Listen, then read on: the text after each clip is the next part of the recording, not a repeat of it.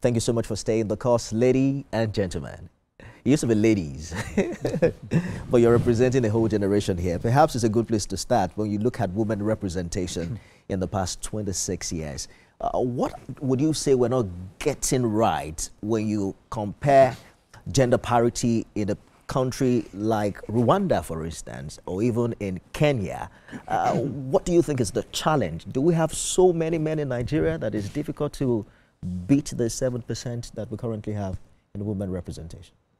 I think there are quite a lot of things to put into consideration when looking at women political participation in the country. The political parties have a very strong role to play in ensuring gender equality, and so we don't have that conversation yet. Nigeria is not different from other African countries. So when we even talk about the issue of patriarchy, there's patriarchy and there's patriarchy everywhere, but there's a way in other countries that patriarchy has been deconstructed. However, the law has a role to play. If you look at what we say about Rwanda, in the 90s, there was a wave of constitutionalism, and so most countries changed their constitution. And the process of making the constitution was also changed. So there were participation of everybody, including women, and persons with disabilities.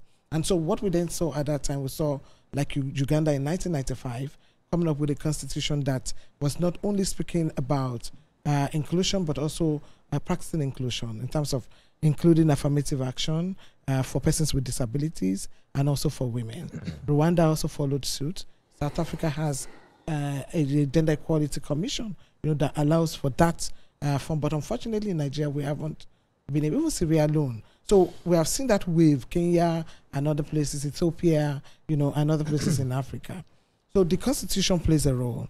And if you look at the Waste Report, for example, the Waste Report has also proposed for that form of representation for women.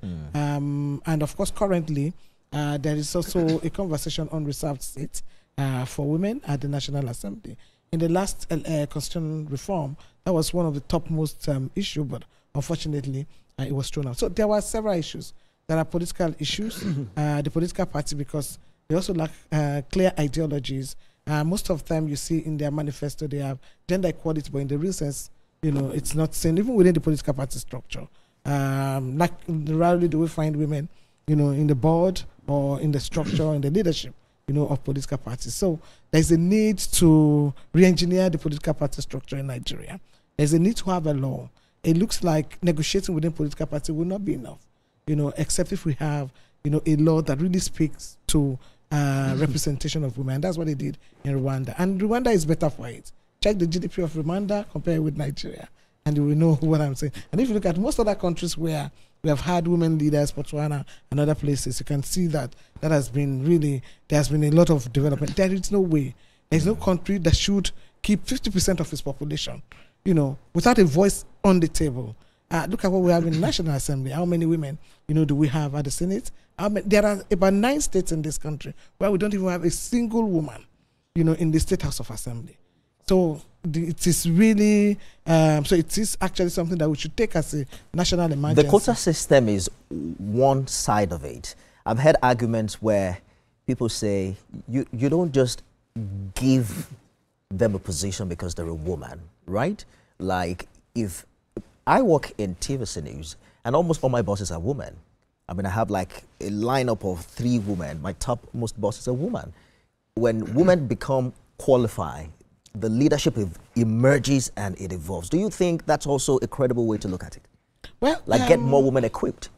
Well, that's part of the processes. But the point is this: if you look at even places where like we have apartheid and all of that, the first foundational conversation about affirmative action is the fact that people have suffered historical injustices, and that's the point we're raising as women, and that's why it's only through affirmative action that you can address. So there's a need to redress those historical injustices, and that's why if you look at the northern part of Nigeria, there's still, in the whole of sub-Saharan Africa anyway, we have one of the highest number of girls that are out of school.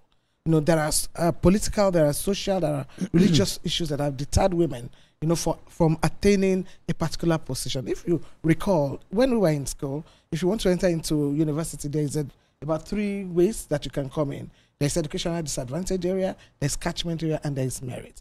It doesn't mean that there's partiality. What it is taking into consideration is that they don't want a situation where we have an educational system where only a part of the country, you know, go to school.